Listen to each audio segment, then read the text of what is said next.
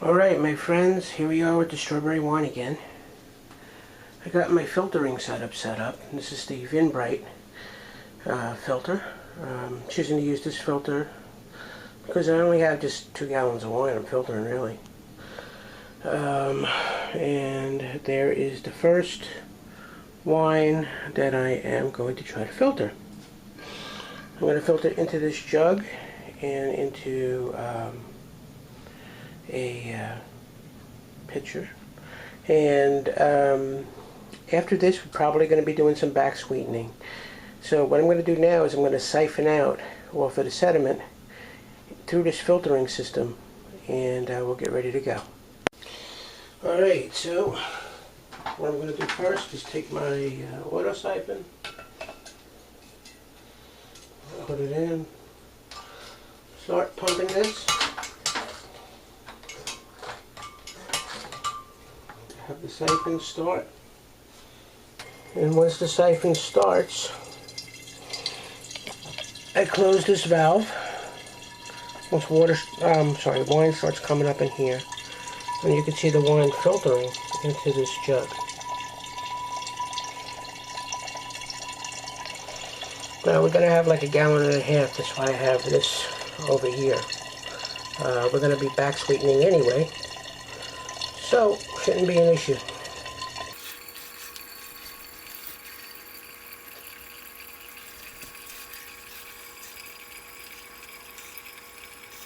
Now the Vinbrite filter is a inexpensive filter. I think it costs like 40 bucks, but it does a really great job. You know, there's other filters that cost like $200, $400, and this one does just as good a job, I think anyway. It does a great job, but it just takes longer, and it's more of a manual process. There's no pump, there's no anything you plug in or anything like that, but it does a fine job. It just takes longer. Okay, basically what happens on the inside of that filter, you have a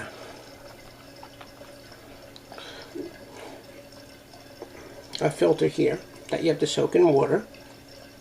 You put it inside this flying saucer looking thing, and you're good to go. It's one filter. It's very economical, works great. Just takes a little bit longer than the ones that you plug in. Now we're going to be back sweetening these wines.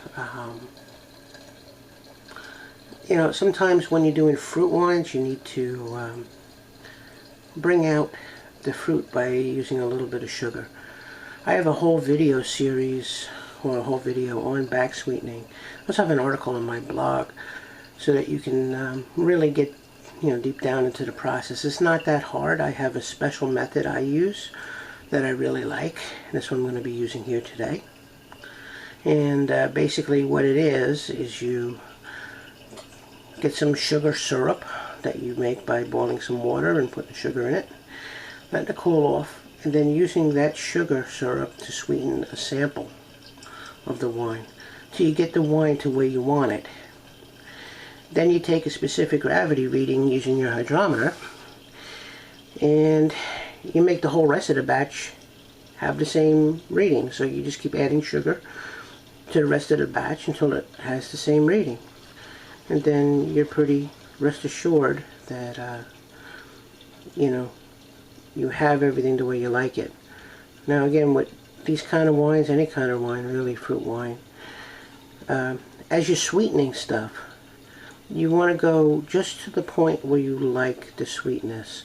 You don't want to over sweeten it, because like when you age this kind of a wine, the sweetness is going to come out more over time anyway. So you want to bring it just to the point where you think it's sweet enough.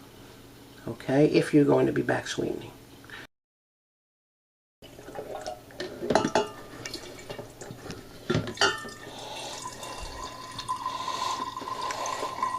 I want to show you guys this wine.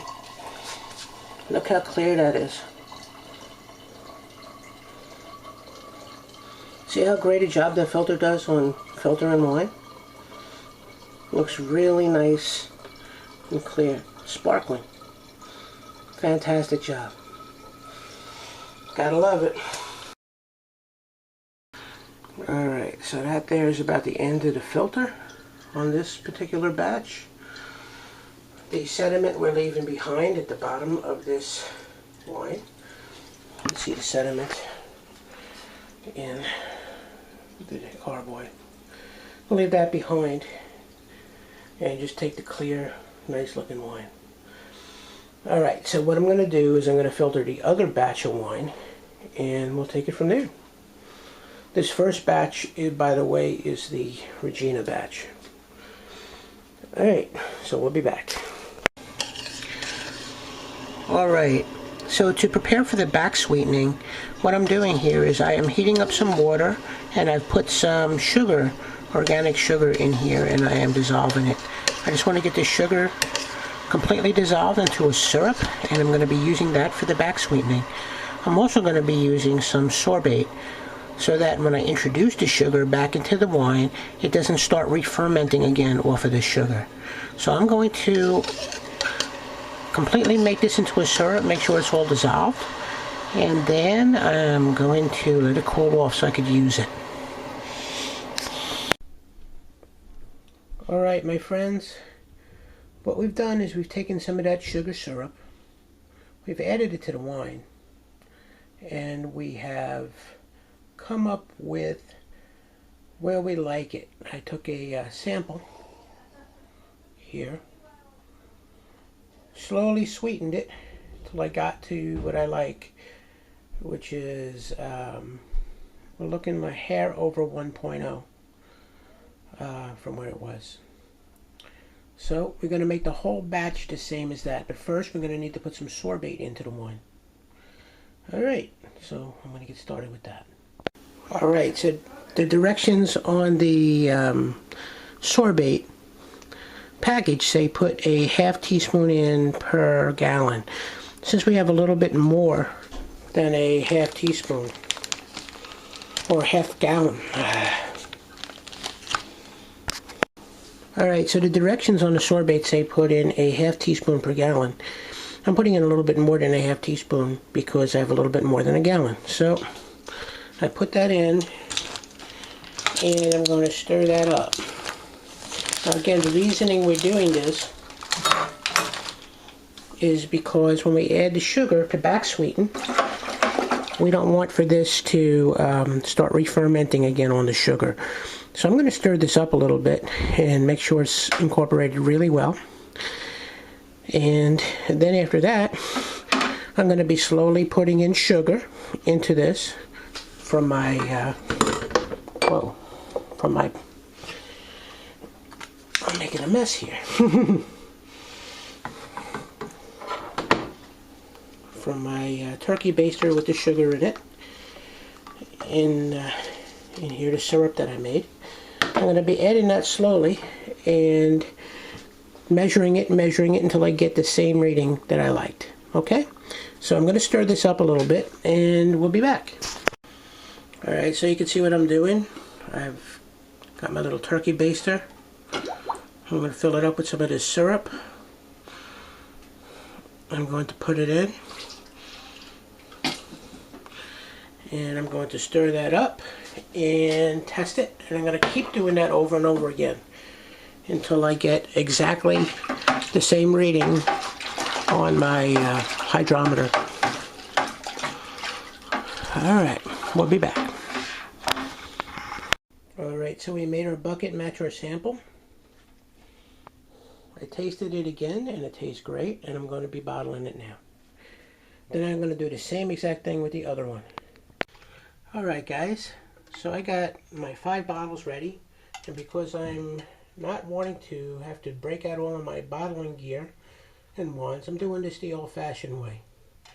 Alright, so what I'm doing is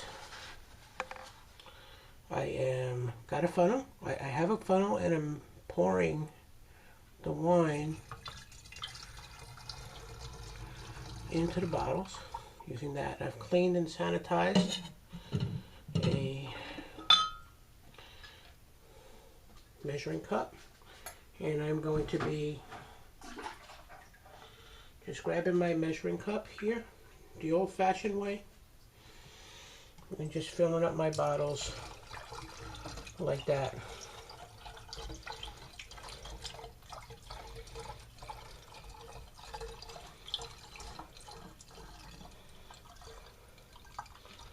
I figure since it's not that much to do, it's a small amount of wine, I'm not going to break out all my other gear to do this. So this certainly is another option. I'm going to take all of these bottles and fill them up roughly to the neck of the bottle.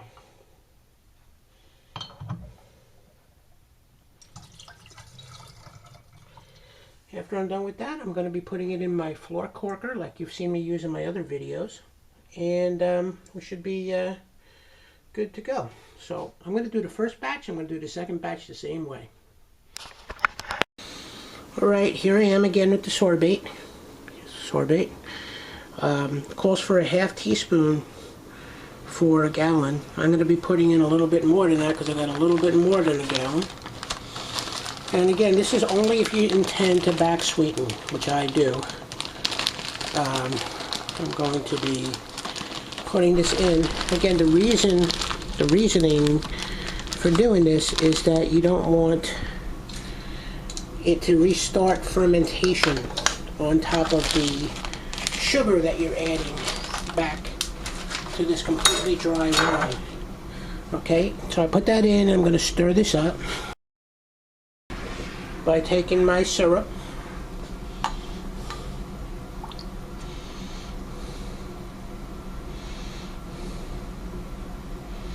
turkey baster, add it to the wine, and stir that in. And now I'm going to test that in my test jar. Alright guys, here we have the two different types of yeast. The one on the right was the one in the Regina bucket, and the one on the left is the one that was in the Toro bucket. Now, I'm not sure if I remember this right. I have to go back to the video, and I'll probably edit this video and put the colors of, or the type of yeast. But if I remember right, which I'm probably wrong, this one was the blue packet, and this one was the green packet.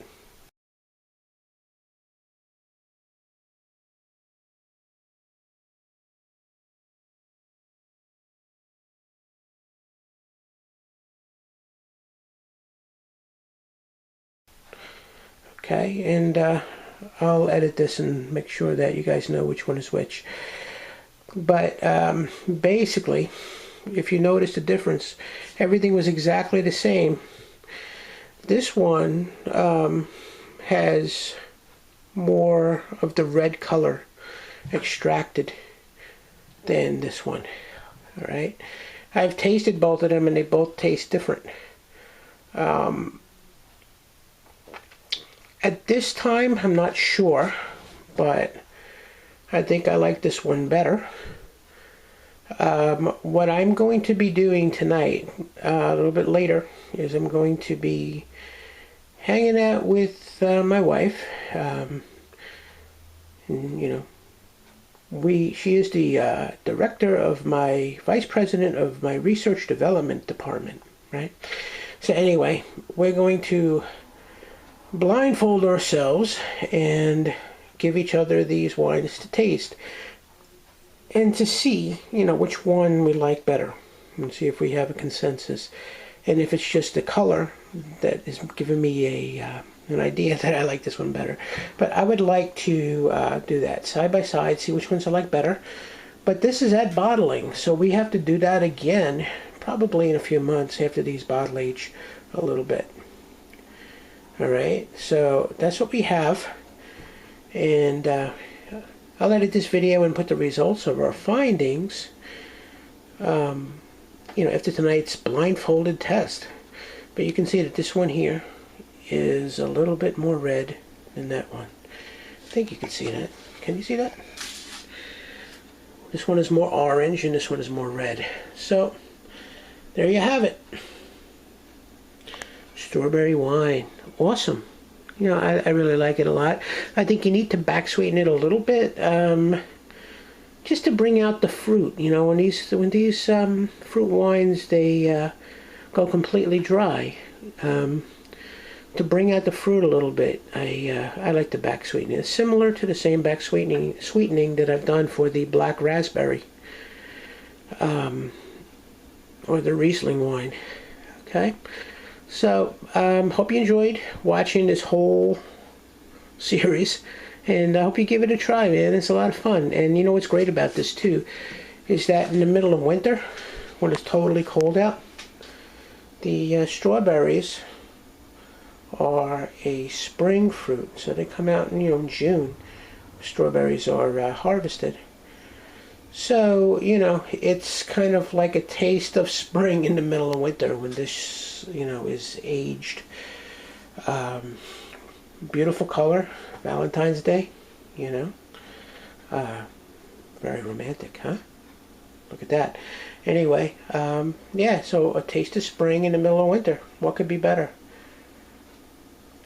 Alright, I hope you enjoyed watching, and I hope you give this a try. Do it in the spring and you'll have something delicious for the winter. Alright, catch you guys later. Hope you enjoyed.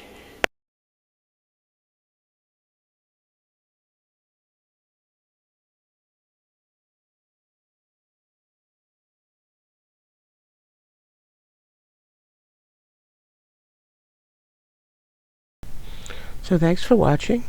Please subscribe to my video channel here on YouTube, and check out my blog at www.cooking-italian-recipes.com for great Italian recipes, tips on organic gardening, winemaking, and herbalism, and all other kind of fun stuff that I'm into. Thanks for watching. Please subscribe, tell your friends. Take care.